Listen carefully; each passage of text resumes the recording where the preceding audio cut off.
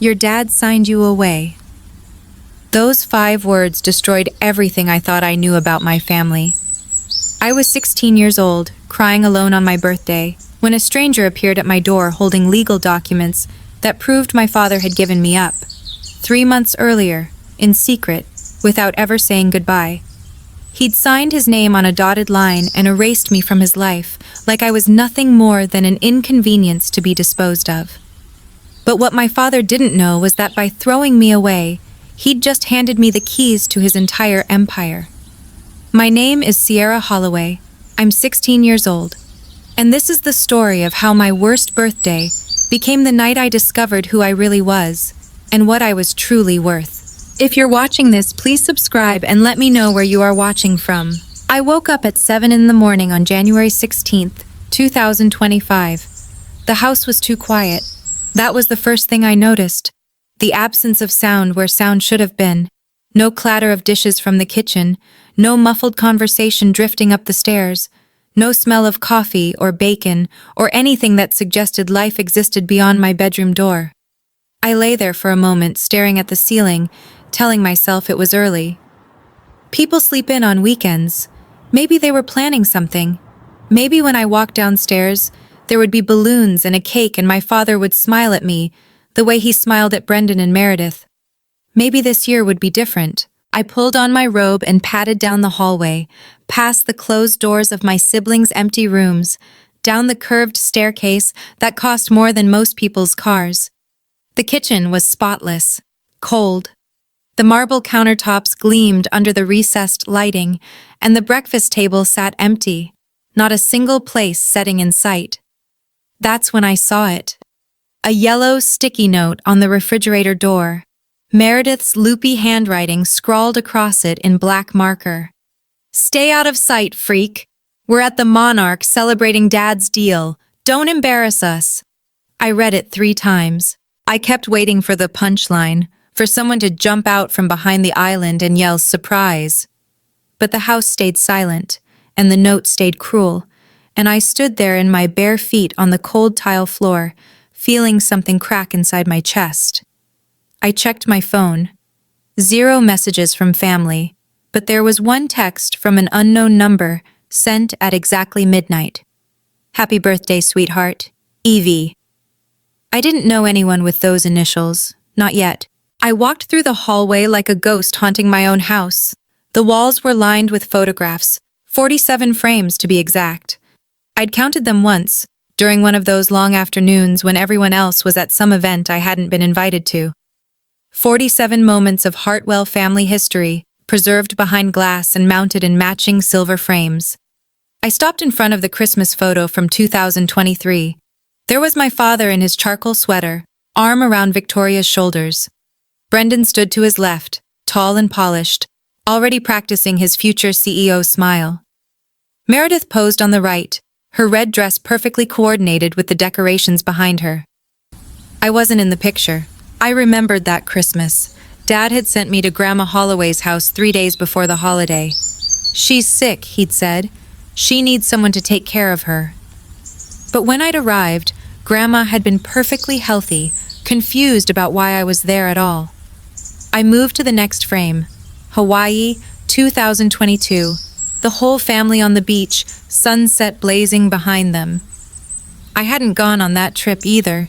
Not enough seats on the flight, Dad had explained, though I'd later seen the booking confirmation for 5 first-class tickets. The pattern repeated itself down the entire hallway. Thanksgiving dinners, birthday parties, graduation ceremonies. In 47 photographs, I appeared in exactly 3, and in each one, I'd been pushed to the edge of the frame, half my body cropped out. I reached behind the bookcase at the end of the hall, into the gap where I'd hidden things as a child. My fingers found the edge of a photograph I'd rescued from the trash years ago. Mom holding me as a baby. On the back, faded handwriting. Catherine and Sierra, 2009. Forever loved. They hadn't just forgotten my birthday. They'd spent 12 years erasing me from this family's history. I called my father at 10 in the morning. The phone rang twice before the call was rejected. Not sent to voicemail. Rejected. He'd seen my name on the screen and pressed the red button. I tried again. Same result. My fingers were shaking when I typed out the text message. Dad, it's my birthday. Can we at least have dinner together tonight? The 3 dots appeared, disappeared, appeared again. 2 hours later, his response came through. Busy. Victoria planned something at the club. Maybe next week. Maybe next week. I'd heard that phrase 47 times in the past year. I'd started counting after the 32nd time, when I realized it was never going to mean anything. I called Brendan. Straight to voicemail. I called Meredith. She actually answered. What do you want? Her voice was muffled, like she was holding the phone away from her face. It's my birthday. I know I left you a note. You called me a freak. I'm getting my nails done for tonight. Can't talk. The line went dead. I sat on the edge of my bed, hugging my pillow to my chest, and stared out the window at the manicured lawn below. The gardeners had been here yesterday, trimming the hedges into perfect geometric shapes. The pool glittered in the winter sunlight, covered for the season. The 3-car garage held my father's Mercedes, Victoria's Range Rover, and Brendan's BMW, all gifts, all gleaming, all symbols of a family I'd never really belonged to. This house was worth $4.2 million. 6 bedrooms, 8 bathrooms, a home theater, a wine cellar, and I had never felt more alone in my entire life. My phone buzzed. Unknown number. EV again. I'll be there at 7 p.m. Don't open the door for anyone else. I pulled the memory box from under my bed. It was an old shoebox, the cardboard soft and worn from years of handling. Inside were the only things I had left of my mother. A silver bracelet engraved with S&C forever, a dried rose from her funeral, a photograph of her laughing in a garden I didn't recognize, and a letter. The letter was the most precious thing I owned. Mom had written it 3 weeks before she died, when the cancer had already taken most of her strength, but not her spirit. Her handwriting was shaky but determined. Each word pressed deep into the paper like she was trying to make them permanent. My darling Sierra, it began, if you're reading this, I'm no longer there to tell you in person. So let me say it now, as many times as I can fit on this page. You are loved. You are worthy. You are the best thing I ever did in my life. Don't ever let anyone tell you that you don't deserve to be happy. Not your father, not anyone. You are extraordinary, my sweet girl. Never forget that. I'd read those words 1,000 times. On bad days, I'd read them until I could recite them from memory, until they became a shield against everything my family threw at me. Mom died when I was 4. Dad remarried Victoria 8 months later. I'd spent 12 years trying to earn his love, trying to prove I belonged in this new family he'd built without me. But sitting there on my bedroom floor holding my mother's letter, I finally understood something. It wasn't that I wasn't good enough. It was that they'd never wanted me here at all. At the bottom of the box, beneath the bracelet, I found a photograph I'd never noticed before. Mom standing with another woman, both of them young and smiling. On the back, Catherine and Eleanor, Hartwell Industries grand opening 1999. Eleanor, EV. I wasn't supposed to go into my father's study. That had been the rule since I was old enough to understand rules. The study was Dad's sanctuary, his private domain, the one room in the house where I was explicitly forbidden. But Dad was at the Monarch, celebrating some deal worth $12 million, and I was alone in a house that had never felt like home. The door wasn't even locked. His desk was immaculate, leather blotter, crystal paperweight, a photograph of Victoria and the kids that definitely didn't include me. But there, sitting in the center like it had been waiting for me, was a manila envelope from Morrison & Associates, attorneys at law. I didn't recognize the firm. Our family lawyer had always been Harold Finch, a kind old man who'd sent me birthday cards every year until he suddenly stopped coming around in 2014. I opened the envelope. The document inside made my hands go numb. Voluntary termination of parental rights. My name was already filled in. The signature line for the parent was blank, but a date had been penciled in at the top. October 15th, 2024. 3 months ago. My father had been planning to sign away his rights to me for 3 months. He'd hired a new lawyer, drafted the paperwork, set a date, and never said a word. I flipped to the second page and found a handwritten note clipped to the corner. Victoria's handwriting, small and precise.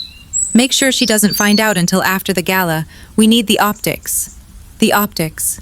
They were waiting until after tonight's celebration to throw me away, because they didn't want anything to ruin their perfect public image. I put the documents back exactly where I'd found them. Then I walked out of the study and closed the door behind me, my heart pounding so hard I could hear it in my ears. I went back to the study. I couldn't stop myself. The manila envelope sat on the desk like a wound that wouldn't stop bleeding, and I needed to understand exactly how deep the knife had gone. This time, I looked more carefully. Behind the termination paperwork, I found a printed email chain. The header showed it was sent on October 2nd, 2024, from my father's personal account to someone at Morrison & Associates. Eleanor Vance has been asking questions about the original will. We need to finalize Sierra's guardianship transfer before her 16th birthday. The inheritance clause expires 30 days after she turns 16 if no legal guardian claims it. I read the words 3 times, trying to make them mean something other than what they obviously meant. There was an original will. There was an inheritance clause. There was someone named Eleanor who'd been trying to find out about it. And my father was racing against time to make sure I never learned what I was supposed to inherit. I did the math in my head. Today was January 16th. If the clause expired 30 days after my birthday, that meant I had until February 15th to figure out what was going on. 1 month. 30 days to uncover whatever my father had been hiding for the past 12 years. The email mentioned Harold Finch nowhere. Dad had hired new lawyers specifically to handle this. Lawyers who didn't know our family history, who wouldn't ask uncomfortable questions. But someone named Eleanor Vance had been asking questions. The same Eleanor from the photograph with my mother. The same EV who'd texted me at midnight. The same person who was coming to my door at 7 o'clock tonight. I looked at the clock on my father's desk. 4:32 p.m. 2.5 hours until I found out what I'd been missing my entire life. I stood in front of my bathroom mirror at 6:45. The girl staring back at me had red-rimmed eyes and tangled hair and the kind of exhaustion that comes from crying for hours. She looked defeated. She looked exactly like someone who'd been told her whole life that she didn't matter. I thought about my options. I could do nothing. I could let my father complete the paperwork, let them shuffle me off to wherever unwanted children go, let the inheritance, whatever it was, slip away without ever knowing what I'd lost. I could spend the rest of my life being invisible, being the family's dirty secret, being the freak they'd always called me. Or I could open the door at 7 o'clock. I could meet this Eleanor Vance, whoever she was. I could find out what my mother had been part of, what my grandfather's will actually said, what my father was so desperate to hide. I could fight for something, even if I didn't know exactly what I was fighting for yet. My mother's letter was still in my pocket. I pulled it out and read the last line again. Don't ever let anyone tell you that you don't deserve to be happy. I looked at the photograph of Mom and Eleanor from 1999. You didn't raise me to be a ghost, I whispered to her image. You didn't raise me to disappear. I washed my face. I brushed my hair. I put on the nicest dress I owned. A simple navy blue that I'd bought with my own babysitting money because no one in this family had ever taken me shopping. At 6:58, I heard a car pull into the driveway. Not my father's Mercedes, not Victoria's Range Rover, a black sedan with Massachusetts plates. The doorbell rang at exactly 7 o'clock. The woman on my doorstep was not what I expected. She was 58 years old, maybe, with silver hair pulled back in an elegant twist and sharp blue eyes that reminded me of winter mornings. She wore a cashmere coat the color of charcoal and carried herself like someone who'd spent decades walking into rooms and commanding attention. But when she saw me, her composure cracked. just for a moment, just enough for me to see something raw and painful flash across her face. Sierra Holloway? Her voice was steady, but I caught the slight tremor underneath. Who are you? My name is Eleanor Vance. She paused, studying my face like she was looking for something. Or someone. I was your mother's best friend, and as of 4 o'clock this afternoon, I am your legal guardian. She held out a brown envelope thick with documents. I took it with numb fingers and pulled out the first page. Voluntary termination of parental rights. But this version wasn't blank. My father's signature sprawled across the bottom, notarized and dated October 15th, 2024. He signed it, I heard myself say. He actually signed it. 3 months ago. Eleanor's jaw tightened. He signed you away without telling you, without giving you a choice, without even having the decency to say goodbye, and he did it because he was afraid of you. Afraid of me? I almost laughed. I'm 16. I'm nobody. You're not nobody, Sierra. Eleanor stepped closer, and I saw tears gathering in the corners of her eyes. You're the sole heir to 51% of Hartwell Industries. Your grandfather made sure of that before he died, and your father has spent the last 12 years trying to make sure you never found out. The envelope suddenly felt very heavy in my hands. I think, Eleanor said softly, we need to talk.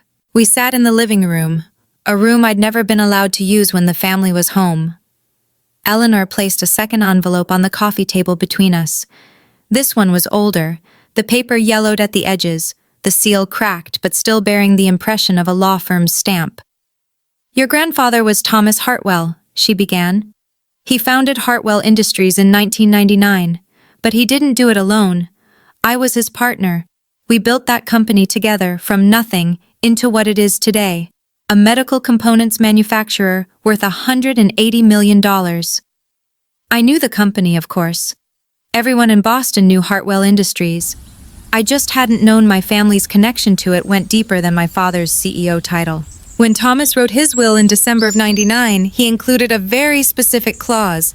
Eleanor pulled a document from the envelope, thick, legal-sized paper covered in dense paragraphs. Section 7.3. It states that 51% of the company's shares shall be transferred to his sole legitimate granddaughter upon her 16th birthday, provided her legal guardian at that time confirms the transfer in writing.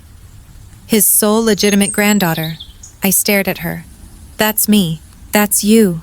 Thomas knew what kind of man your father was becoming.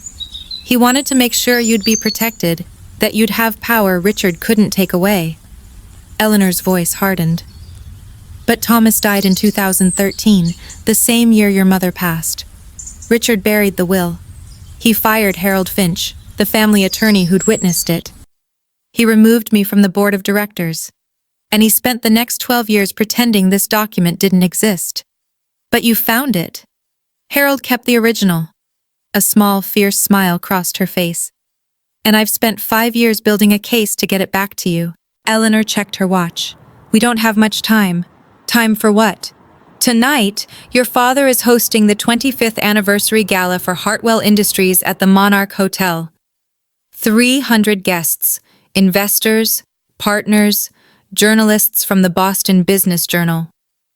He's planning to announce a $12 million contract with Meridian Medical at 9 o'clock. She leaned forward, and at 9:15, we're going to walk in and show everyone exactly who the real owner of that company is. My stomach dropped. You want me to crash my father's party? I want you to claim what's rightfully yours. There's a difference. Eleanor's eyes were steady, unwavering. Sierra, if you don't act within 30 days of your 16th birthday, the inheritance clause expires. Your father knows that. It's why he's been so careful to keep you isolated, to make you feel worthless, to convince you that you don't deserve anything. He's been running out the clock. I thought about the note on the refrigerator. Stay out of sight, freak. What if it doesn't work? I asked. What if we go there and he just denies everything? He can't deny a notarized will that's on file with the Suffolk County Probate Court. He can't deny the signature of a witness who's still alive and willing to testify, and he can't deny the guardianship papers that give me the legal authority to confirm your inheritance." Eleanor stood and walked to the window, looking out at the winter darkness. "Your father built his empire by silencing the people who could expose him. Tonight, we take away his silence." She turned back to me and held out a garment bag I hadn't noticed her carrying. "Your mother picked this out years ago. She always hoped you'd wear it on a night that mattered." I unzipped the bag. Inside was a navy blue gown, elegant and simple, the same shade as my mother's eyes in every photograph. I changed into the dress in my bedroom, the fabric sliding over my skin like water. When I looked in the mirror, I didn't see the girl who'd been crying alone in the kitchen that morning. I saw someone else, someone who looked like she belonged in a ballroom full of powerful people. Someone who looked like she had every right to be there. I picked up my phone and stared at my father's contact. 0 messages, 0 missed calls. He hadn't thought about me once all day. I pressed the call button anyway. It rang 4 times before going to voicemail. His recorded voice, smooth and professional. "You've reached Richard Hartwell. Leave a message." "Dad," I said quietly. "It's Sierra. I just wanted to say thank you. Thank you for showing me exactly who you are. I spent 16 years trying to earn your love, trying to be good enough, trying to prove I deserve to be part of this family. But I understand now. I was never the problem. You were." I paused, letting the words settle. "See you tonight." I ended the call and slipped the phone into my clutch. Eleanor was waiting in the hallway, her car keys in hand. "Ready?" "Almost." I walked to my bedroom one last time and retrieved the photograph of my mother and Eleanor from 1999. I tucked it into my purse, next to my mother's letter. On the way to the car, my phone rang. Unknown number, but I recognized it now. "Miss Holloway?" The voice was older, gravelly, but warm. "This is Harold Finch. I've been waiting 12 years for this call. The original will is in my possession, notarized and verified. I'll meet you at the gala."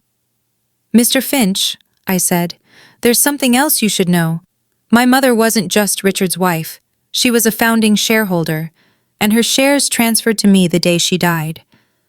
The silence on the other end lasted 3 full seconds. "Then we have even more to discuss," he finally said. "I'll see you at 9. The drive to the Monarch took 23 minutes. Eleanor kept her eyes on the road, but her voice filled the silence between us, painting a picture of a woman I'd only known through photographs and faded letters.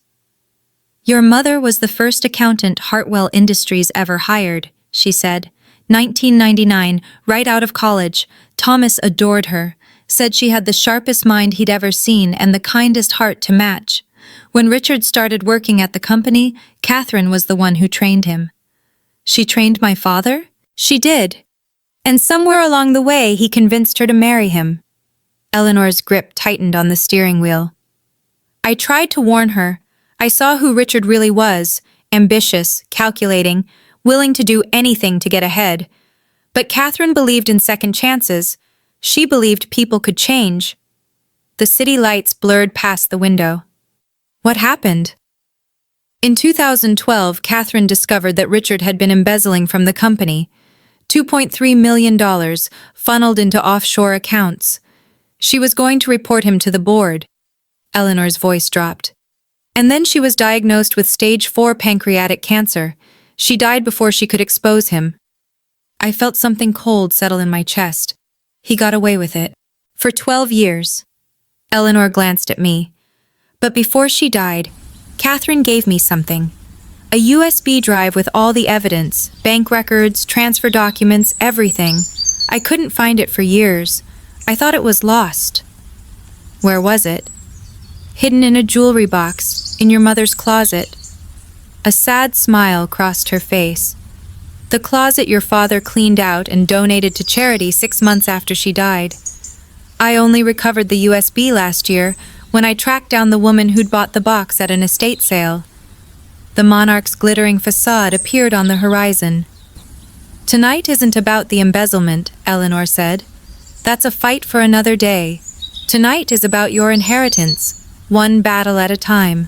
Harold Finch was waiting for us in the hotel lobby. He was 67 years old, with silver hair and a weathered leather briefcase that looked like it had survived decades of legal battles. When he saw me, his eyes went soft with something that might have been grief. "You look just like her," he said quietly. "Catherine, you have her eyes." "Mr. Finch?" I shook his hand, surprised by the strength of his grip. "Thank you for coming. I've been waiting 12 years for this moment, Miss Holloway. 12 years of watching your father destroy everything Thomas built, knowing I had the evidence to stop him, but no legal standing to use it." He opened his briefcase and withdrew a document, thick, official, bearing the seal of the Suffolk County Probate Court. "This is the original last will and testament of Thomas Hartwell, dated December 15th, 1999. I witnessed his signature. I filed it with the court, and I kept a copy when your father tried to have it destroyed." I took the document carefully, as if it might crumble in my hands. The paper was yellowed but intact, the signatures clear and legible. Section 7.3 was highlighted in faded yellow marker. 51% of Hartwell Industries shares shall be transferred to the sole legitimate granddaughter of Thomas Hartwell upon her 16th birthday, provided her legal guardian at that time confirms the transfer in writing. "Richard fired me in 2014, Finch continued. "He told everyone I'd retired. But the truth was, I refused to destroy this document. I refused to help him steal from his own daughter." He straightened his tie. "Tonight, I testify. And tonight, the truth finally comes out." Through the lobby windows, I could see the grand ballroom doors. Light and music spilled out every time someone entered or exited. My father was in there somewhere, celebrating his empire. He had no idea it was about to crumble. I stood at the edge of the grand ballroom's entrance, looking through the glass doors at a world I'd never been invited to join. Crystal chandeliers hung from the ceiling, casting prismatic light across 300 guests in evening wear. Waiters in white jackets circulated with champagne flutes and silver trays of hors d'oeuvres. A string quartet played something classical in the corner, their music barely audible over the hum of conversation and laughter. A massive banner stretched across the back wall. "Hartwell Industries, 25 years of excellence." And there, at the center of it all, was my father. Richard Hartwell stood near the main stage, shaking hands with a man in an expensive suit, the Meridian medical representative, I assumed. Victoria was beside him, radiant in a red gown that probably cost more than my entire wardrobe. Brendan worked the room like he'd been born to it, all confident smiles and firm handshakes. Meredith posed for photographs with investors, her freshly manicured nails glinting under the lights. They looked perfect. They looked happy. They looked like a family that had deliberately left me behind. "This is his stage," Eleanor said softly, standing beside me. "He spent 6 months planning this night. Every detail, every guest, every moment, all designed to cement his legacy as the face of Hartwell Industries. And we're about to take it away from him." "No." Eleanor's hand found my shoulder. "We're about to give it back to the person it always belonged to. There's a difference." I watched my father laugh at something the Meridian representative said. He looked so confident, so certain that his secrets were safe. The clock on the wall read 8:55. "It's time," Finch said, adjusting his briefcase. I took a deep breath, squared my shoulders, and pushed open the ballroom doors. The ballroom fell silent in waves. It started near the entrance, where the first guests noticed me, a teenage girl in a navy gown, flanked by an elegant older woman and a man with a lawyer's briefcase. Conversations stuttered and stopped. Heads turned. The whispers spread like ripples across water, moving through the crowd until they reached the stage. Meredith saw me first. Her champagne glass froze halfway to her lips. Her eyes went wide, then narrow, then furious. She set down her drink and cut through the crowd toward me, her heels clicking against the marble floor. "What the hell are you doing here?" She grabbed my arm, her nails digging into my skin. "Dad said you were supposed to stay home." I didn't flinch. "Dad says a lot of things, most of them are lies. You need to leave, now." Her voice dropped to a hiss. "Before you embarrass everyone." "I'm not here to embarrass anyone, Meredith." I gently removed her hand from my arm. "I'm here to tell the truth." "The truth?" She laughed, but there was panic underneath it. "What truth? You're nobody. You're nothing. You're just the majority shareholder of this company." I said it quietly, but the words carried. Nearby guests stopped pretending not to listen. "Or I will be, in about 15 minutes. Meredith's face went pale. Behind her I saw Brendan pushing through the crowd, his expression shifting from confusion to alarm. He reached us just as Meredith started to sputter a response. "Security!" Brendan's voice cut through the murmur of the crowd. "We have an intruder!" Two men in dark suits started moving toward us from the perimeter of the room, but Eleanor stepped forward, and something in her bearing made them hesitate. "I wouldn't do that if I were you," she said calmly. "Not unless you want to be named in the lawsuit." Brendan grabbed my wrist hard enough to leave bruises. "I don't know what game you're playing," he hissed, trying to drag me toward the exit. "But it ends now. You're embarrassing the entire family." "Let go of me. You're nothing but a charity case." His voice rose loud enough for the surrounding guests to hear. "Dad kept you around for tax purposes. You think anyone here cares about you? You think you matter?" I stood my ground. "Brendan, do you know why Dad signed away his parental rights 3 months ago?" He faltered, just for a second, but I saw it. "What are you talking about?" "He didn't tell you?" I tilted my head. "He signed papers giving up custody of me in October. Official, notarized. He's been planning to get rid of me for months. That's none of your business. That's a family matter." "I'm not family anymore, remember? He made sure of that." I pulled my wrist free. "But here's the thing, Brendan. He didn't do it because I'm a freak. He did it because he was afraid I'd find out about grandfather's will." The color drained from Brendan's face. Around us, guests had stopped pretending to have their own conversations. Cell phones appeared in hands. Someone was definitely recording. "There is no will," Brendan said, but his voice cracked on the last word. "There is. Dated December 1999, filed with the Suffolk County Probate Court, and it says that 51% of this company belongs to me." Brendan opened his mouth to respond, but nothing came out. For the first time in my life, my brother had no words. And across the ballroom, I saw my father finally notice the commotion. His smile vanished. His champagne glass lowered. Our eyes met. He knew. My father crossed the ballroom in 12 seconds. I counted.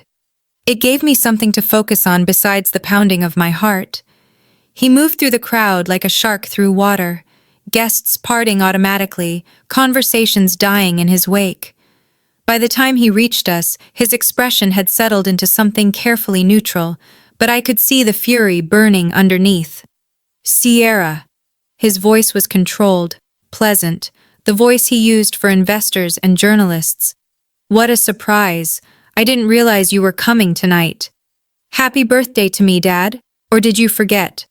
A muscle twitched in his jaw. "This isn't the time or place for family discussions. We'll talk about this at home." "Home?"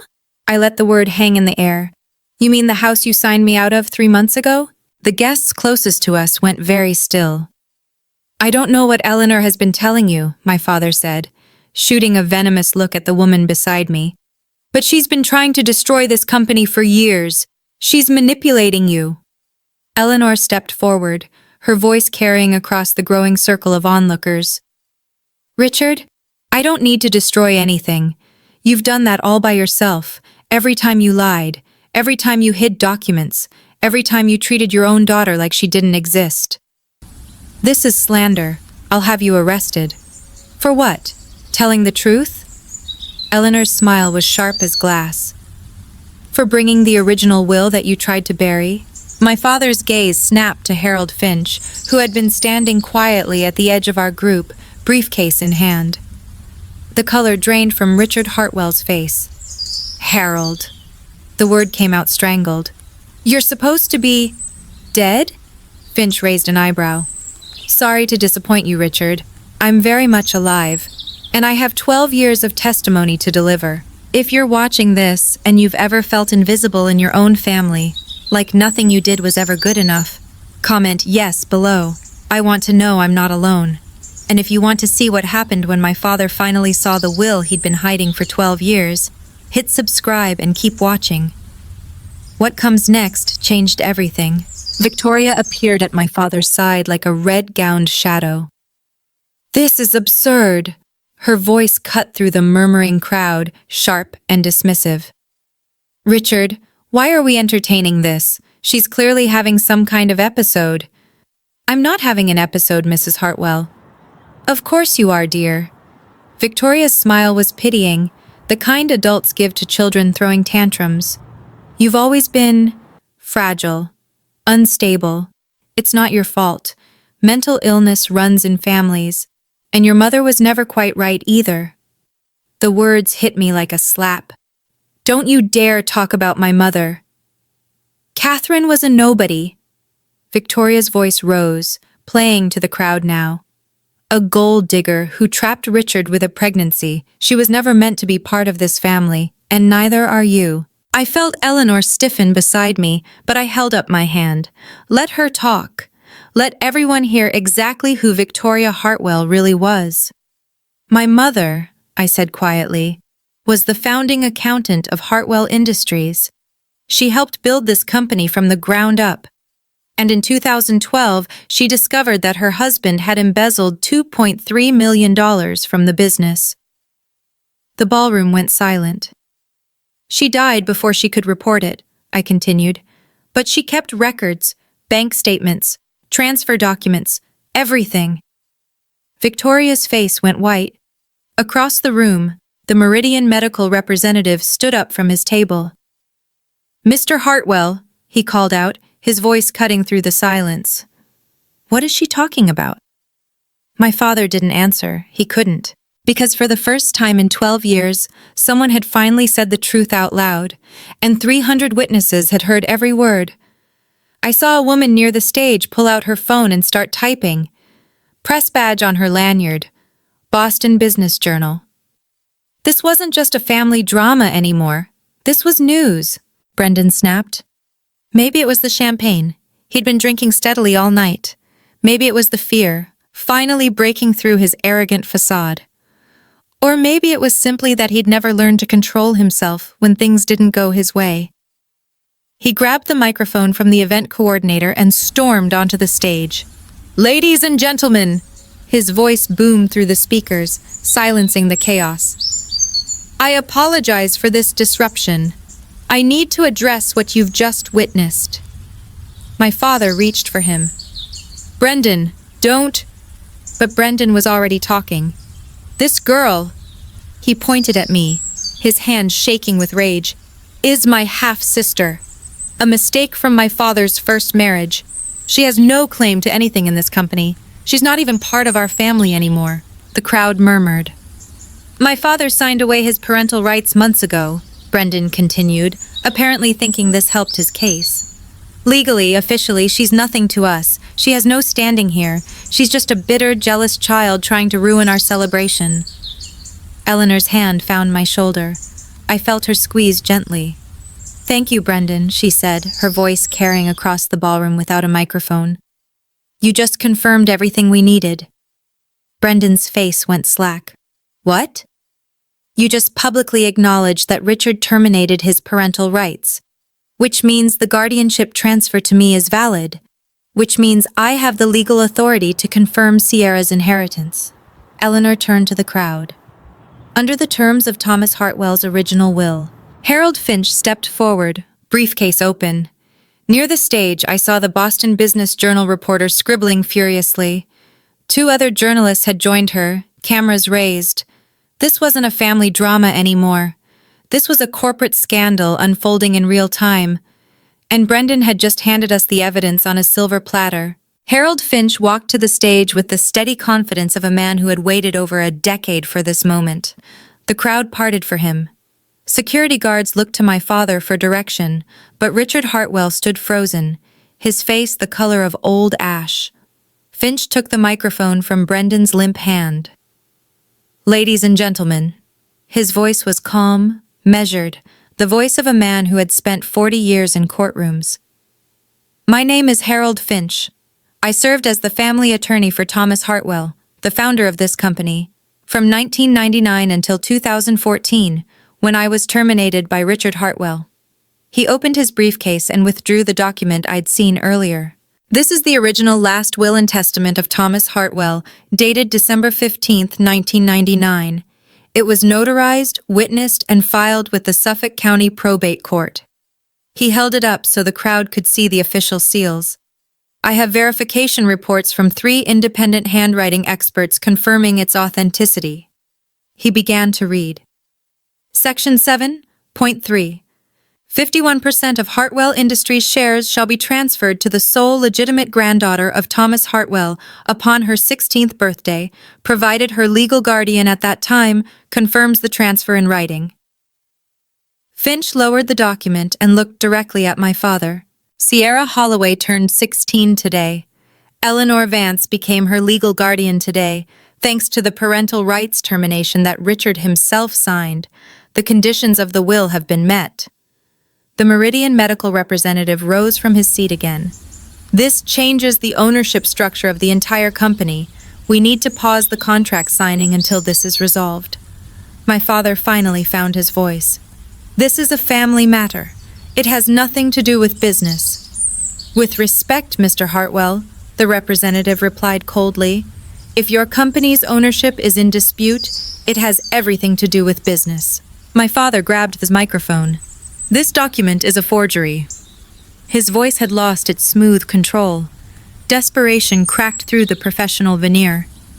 "My father never wrote this. Eleanor Vance has been trying to steal this company for years. This is just her latest scheme." Harold Finch didn't flinch. "The will has been verified by 3 independent handwriting analysts," he said calmly. "Their reports are on file with the probate court. I have copies here if anyone wishes to examine them." He pulled a folder from his briefcase, 3 separate documents, each bearing official letterheads and professional certifications. "Furthermore," Finch continued, "the original will was filed with Suffolk County in January of 2000, immediately after Thomas signed it. The filing receipt is part of the public record. Anyone can verify it." My father's face contorted. "Eleanor manipulated my father when he was old and confused." "Thomas signed this will when he was 52 years old," Eleanor interrupted, her voice cutting through his protest. "The same age you are now, Richard. He was sharp, healthy, and completely lucid. He knew exactly what kind of man you were becoming. That's why he wrote this clause, to protect his granddaughter from you." "This is slander." "It's documented fact." Eleanor stepped closer to the stage. "And if you'd like to discuss slander, perhaps we should talk about the 12 years you spent telling everyone Harold had retired, when in reality you fired him for refusing to destroy this will." The crowd was no longer murmuring. They were watching in stunned silence, 300 witnesses to a family empire crumbling in real time. The Meridian medical representative was already on his phone, speaking in urgent, hushed tones. I saw at least 6 people recording video. My father had built his reputation on control, on the careful management of his public image, and in the space of 15 minutes, that image had shattered completely. Eleanor reached into her coat and withdrew a final document. "I have one more piece of evidence for the record," she said, her voice carrying across the silent ballroom. "This is a printed email sent from Richard Hartwell's personal account to Morrison & Associates on October 2nd, 2024. She held it up, and I recognized it immediately, the same email I'd found in my father's study that afternoon. "I'll read the relevant portion," Eleanor continued. "Eleanor Vance has been asking questions about the original will. We need to finalize Sierra's guardianship transfer before her 16th birthday. The inheritance clause expires 30 days after she turns 16. if no legal guardian claims it. She lowered the paper and looked at my father. You didn't just hide the will, Richard. You actively conspired to ensure your daughter would never learn about her inheritance.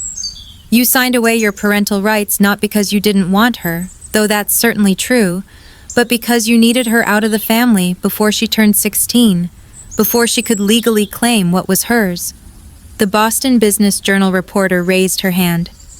Mr. Hartwell, do you have any comment on this email? My father's mouth opened, closed, opened again. No words came out. Victoria clutched his arm, her perfect composure finally cracking. Richard, say something. Deny it. But there was nothing to deny. The email was real. The will was real. The guardianship papers were real. Every lie he'd told for 12 years was unraveling in front of 300 witnesses and multiple journalists. Some guests were already heading for the exits, unwilling to be associated with the scandal. Others remained rooted in place, unable to look away from the spectacle. The Meridian medical representative ended his phone call and walked toward the stage. Mr. Hartwell, he said flatly, we'll be in touch. Our legal team will review the situation before any further discussions. The $12 million deal was dead. I walked to the stage. My legs felt unsteady, but I kept moving. Past the frozen security guards, past my shell-shocked siblings, past my father who seemed to have aged 10 years in the last 20 minutes. Harold Finch offered me the microphone, and I took it with hands that barely trembled. 300 faces stared up at me. Investors, partners, journalists, people who had never known I existed until tonight. My name is Sierra Holloway, I said, and my voice came out stronger than I expected. I am the granddaughter of Thomas Hartwell and the daughter of Catherine Holloway, two people who helped build this company from nothing. I paused, letting the words settle. For 12 years, I was told I was a burden, a freak, someone who didn't belong. I was erased from family photographs. I was excluded from holidays and celebrations. And finally, 3 months ago, I was signed away like unwanted property, without my knowledge, without my consent, without even the courtesy of a goodbye. My father wouldn't meet my eyes. But I'm not here tonight for revenge. I looked out at the crowd, at the recording phones, the scribbling journalists, the stunned faces of people who had spent years believing my father's carefully constructed lies. I'm here for the truth, and the truth is this. Hartwell Industries was never just my father's company. It was my grandfather's legacy. It was my mother's work, and now it's mine to protect. I handed the microphone back to Finch. I don't want to destroy this company, I said, loud enough for everyone to hear. I want to rebuild it, with integrity, with transparency, with respect for everyone who helped create it. For a long moment, the ballroom was silent. Then someone near the back began to clap. Others joined. Not everyone, but enough to matter.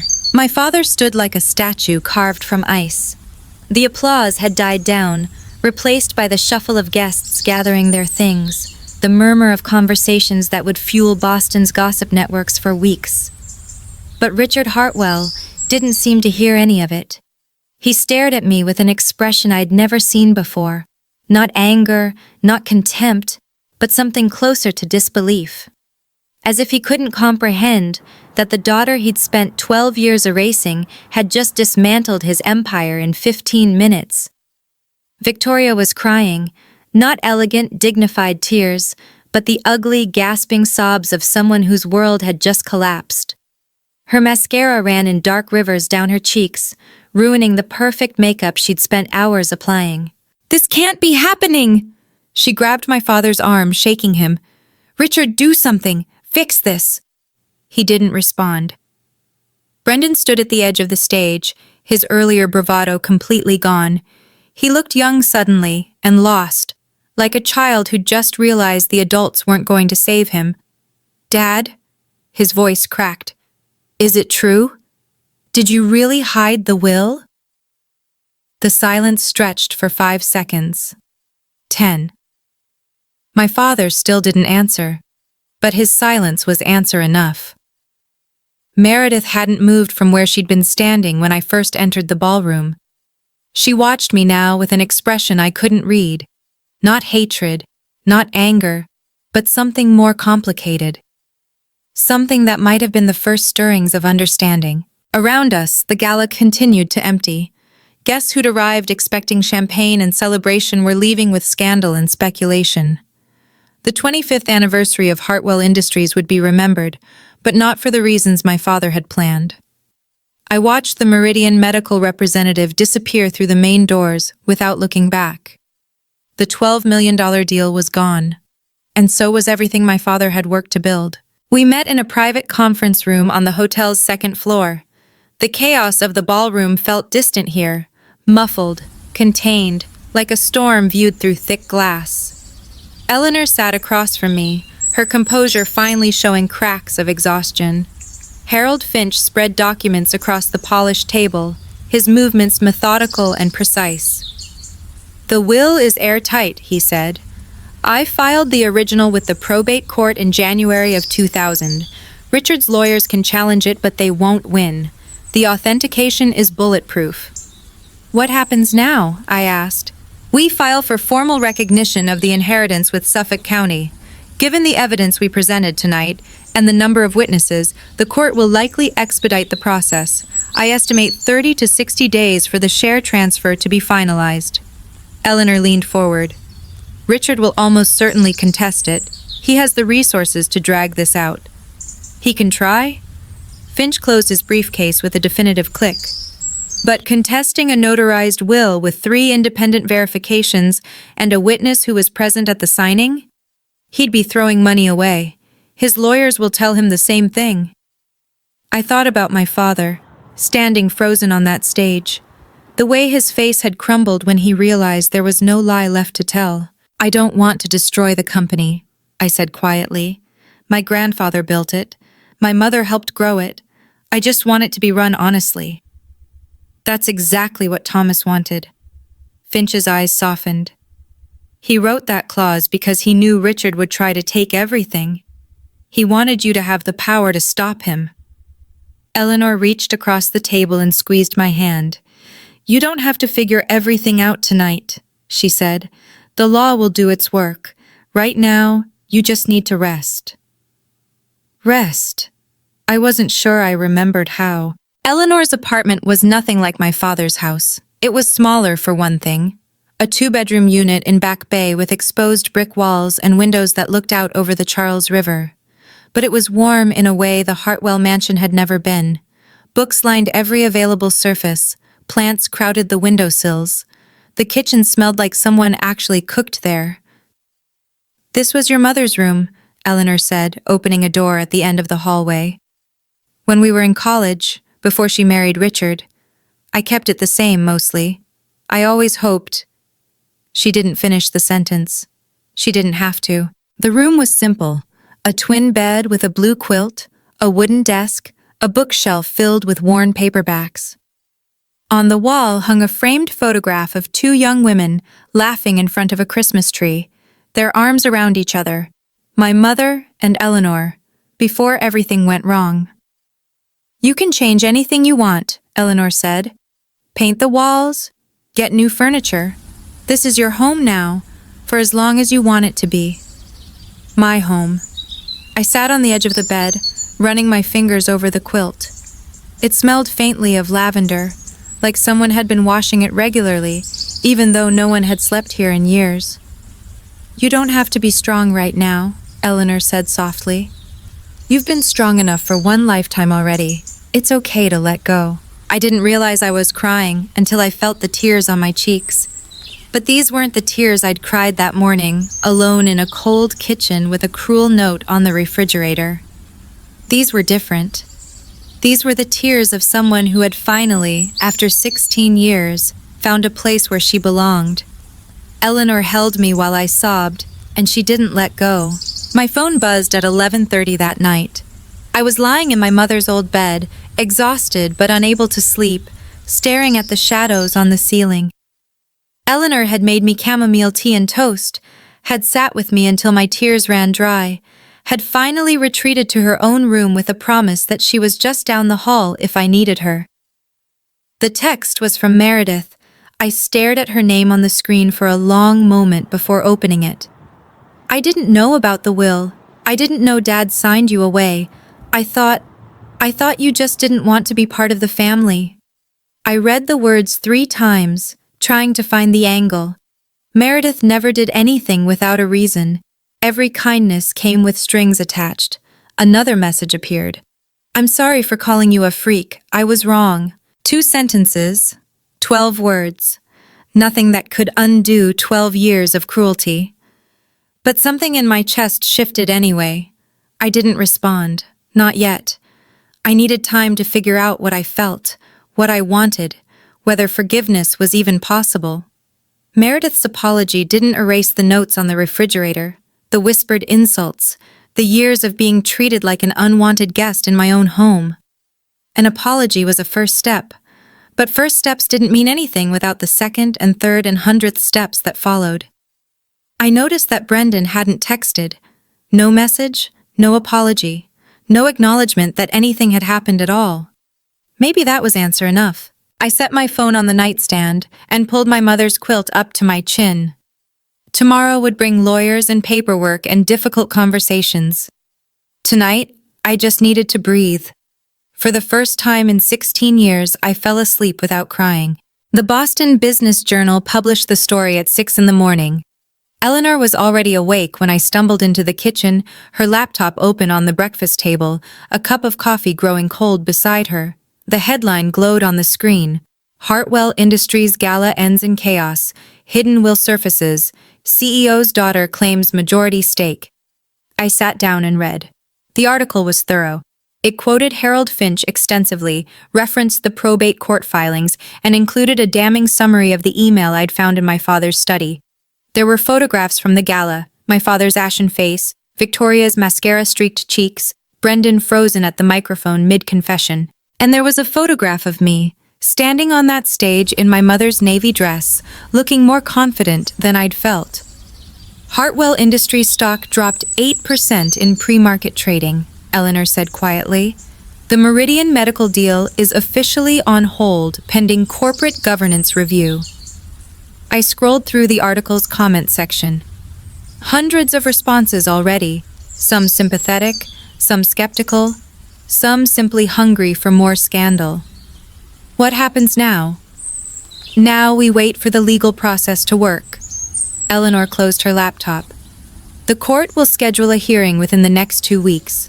Richard's lawyers will file motions, make noise, try to delay. But the evidence is overwhelming. It's only a matter of time. My phone buzzed. A text from a number I didn't recognize. Miss Holloway, this is Jennifer Walsh from the Boston Globe. We'd like to interview you about last night's events. Please call at your earliest convenience. I showed the message to Eleanor. There will be more of those, she said. You don't have to talk to anyone you don't want to.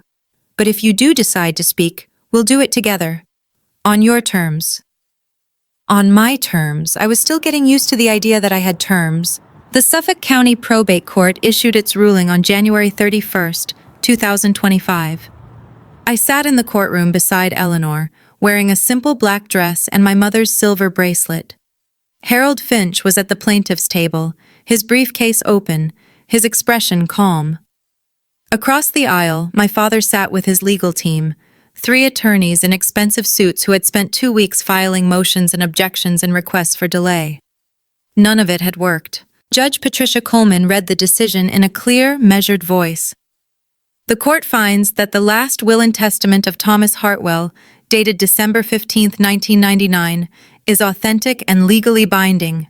The petitioner, Sierra Holloway, is confirmed as the sole legitimate granddaughter referenced in Section 7.3.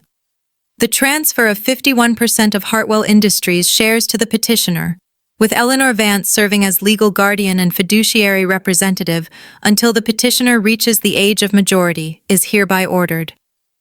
I heard Eleanor exhale beside me.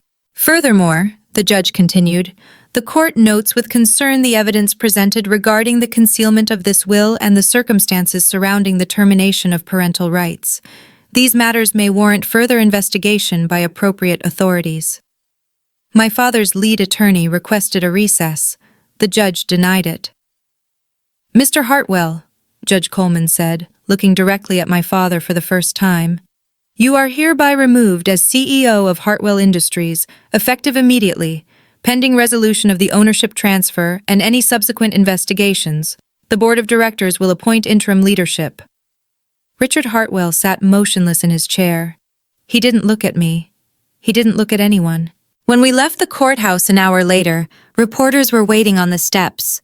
Eleanor shielded me with her body as we pushed through to the waiting car. The headlines that evening were brutal, but they were also true. My father called 2 days after the court ruling. I was sitting in Eleanor's living room, working on homework I'd missed during the chaos of the past 2 weeks. My phone rang and his name appeared on the screen, the first time he'd tried to contact me directly since the gala. I let it ring 4 times before answering. Sierra. His voice sounded different, smaller. I know you probably don't want to talk to me. You're right. I don't. I made mistakes. He paused, and I heard him take a breath. I was wrong to hide the will. I was wrong to sign those papers without telling you. I was wrong about a lot of things. I waited. But you're still my daughter, he continued. Blood doesn't change just because of legal documents. I want to make things right. I want us to have a relationship. For a moment, I almost believed him. Then I remembered the note on the refrigerator, the photographs without me in them, the 12 years of being invisible in my own home. You're not calling because you regret what you did, I said quietly. You're calling because you lost everything. If that will had never surfaced, you'd still be pretending I didn't exist. That's not fair. Fair? I almost laughed. You want to talk about fair? You signed away your rights to me 3 months ago. You were planning to throw me out of the family as soon as the gala was over. You didn't even remember my birthday. Silence on the other end. Making things right would have been not hiding the will in the first place, I continued. Making things right would have been treating me like your daughter instead of a burden. You don't get to rewrite history just because you finally faced consequences. I ended the call. My hands were shaking, but my voice had been steady. That felt like progress. If you've ever had to set boundaries with family members who only reached out when they needed something, comment boundaries below. I want to hear your story. And if you want to see more stories about justice and healthy boundaries, hit subscribe and turn on notifications. The ending of this story is something I think about every single day. Meredith asked to meet in person 1 month after the gala. I chose a coffee shop in Cambridge, neutral territory, public space, easy exit if things went wrong. Eleanor offered to come with me, but I wanted to do this alone. I needed to see who Meredith really was when there was no audience to perform for. She was already there when I arrived, sitting at a corner table with her hands wrapped around a cup she hadn't touched. She looked different without the designer clothes and perfect makeup. Younger somehow. More human. Thank you for coming, she said as I sat down. I almost didn't. I know. She stared at her coffee. I've been thinking about what to say for weeks. I had this whole speech prepared, but now that you're here, it all sounds stupid. Try anyway. She took a breath. I didn't know about the will. I swear I didn't. Mom and Dad kept it from us, Brendan and me. They told us you were just difficult, that you didn't want to be part of the family, that you pushed us away. And you believed them. I was 7 when your mom died. I believed everything they told me. Her voice cracked. But that's not an excuse. I was cruel to you. I called you names. I made your life miserable because it was easier than asking questions. I watched her face, looking for the angle, the manipulation, the hidden agenda. All I saw was guilt. I'm not asking for forgiveness, Meredith said. I don't deserve it. I just wanted you to know that I see it now, what they did, what I helped them do. She finally met my eyes. I want to be better. I don't know how, but I want to try. Words are easy, I said. Actions are harder. I know. So show me, over time, consistently, and maybe, we can build something new. It wasn't forgiveness, but it was a door left slightly open. 3 months after the gala, Hartwell Industries released its first quarter earnings report. I sat in the conference room as an observer, 16 years old, still in high school, but legally entitled to be there as the majority shareholder. Eleanor sat beside me, taking notes, asking questions, doing the work of actually running a company while I learned. The numbers were better than anyone expected. Revenue is down 4% from last quarter, the interim CFO reported. But that's primarily due to the Meridian Medical contract delay. We've successfully renegotiated the deal at $9 million, with signing scheduled for next week. The internal audit had uncovered $1.8 million in misallocated funds during my father's tenure. The investigation was ongoing, but preliminary findings suggested the money had been funneled into personal accounts disguised as consulting fees. My father was facing a civil lawsuit from the company's board. Criminal charges were possible but not yet filed. After the meeting, Eleanor walked me through the financial statements line by line. I was taking a business fundamentals course online, trying to understand the empire I'd inherited. It was overwhelming, but Eleanor was patient. "You don't have to become CEO tomorrow," she reminded me. "Or ever, if you don't want to. You just need to understand enough to make good decisions about who runs things in your name. What about after I turn 18? Then you'll have full control, but by then, you'll have 2 years of experience watching how the company operates. You'll be ready." I looked at the Hartwell Industries logo on the conference room wall, the same logo I'd seen on my father's business cards my whole life. It meant something different now. It meant responsibility, legacy. The chance to build something honest on the foundation my grandfather had laid. It meant I finally had a future worth fighting for. I woke up on January 16th, 2026, to the smell of cinnamon rolls baking. For a moment, I forgot where I was. The morning light filtered through unfamiliar curtains, and I lay there blinking at the ceiling, my heart racing with the old familiar dread. Birthday. Another year of being forgotten. Another note on the refrigerator. Then I remembered. I wasn't in my father's house anymore. I padded down the hallway to Eleanor's kitchen, where she stood at the stove in a flour-dusted apron, humming something soft and tuneless. The table was set for 2, real plates, cloth napkins, a small vase of winter flowers. "Happy birthday, sweetheart." She turned and smiled, and there was nothing complicated in it. No agenda, no conditions, just love. On the table sat a cake with 17 candles and a wrapped box I hadn't noticed before. "Open it," Eleanor said. Inside was my mother's silver bracelet, the one I'd kept hidden in my memory box for years, but it had been cleaned and polished, and a new charm had been added, a tiny silver heart engraved with the date of my 16th birthday. "The day everything changed," Eleanor said softly. "The day you stopped being invisible." I slipped the bracelet onto my wrist, feeling the cool metal settle against my skin. Through the window, I could see Boston blanketed in fresh snow, the city sparkling in the winter sunlight. 1 year ago, I had cried alone in a dark kitchen, reading a note that called me a freak.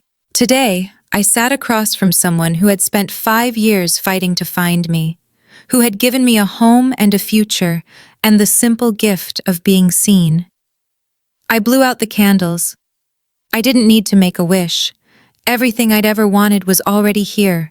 If you're watching this and you feel the way I felt 1 year ago, invisible, unwanted, like a burden in your own home, I need you to know something. You are not the problem. They are. I spent 16 years trying to earn my father's love. I bent myself into shapes I thought would please him. I stayed quiet when I should have spoken up. I accepted cruelty because I believed I deserved it. But here's what I learned. Some people will never love you the way you need to be loved. Not because you're unlovable, but because they're incapable of loving anyone but themselves. And no amount of trying, no amount of being good enough will ever change that. Setting boundaries isn't selfish. It's survival. Walking away from people who hurt you isn't giving up. It's choosing yourself. And sometimes, the family you're born into isn't the family you're meant to keep. I don't hate my father. Hating him would mean he still has power over me, and I'm done giving him that. I feel something closer to pity now. For a man so consumed by greed that he threw away his own daughter, rather than share what was never really his. My relationship with Meredith is complicated. We're building something slowly, carefully, with clear boundaries and realistic expectations. Brendan still hasn't reached out. Maybe he never will. I've made peace with that. Eleanor is my family now. Not because of blood or legal documents, but because she chose me. She fought for me. She showed up when no one else would. And that's what family really means. Thank you for listening to my story. If it helped you in any way, share it with someone who needs to hear it. And remember, you deserve to be loved. Not because you're perfect, but because you exist. That's enough. That's always been enough. Thank you for watching until the end. If this story touched you, please hit like and subscribe to support the channel. Comment below. Have you ever had to set boundaries with family? I want to hear your experience. And don't forget to check the description for more stories like this one. Stories about justice, courage, and finding where you truly belong.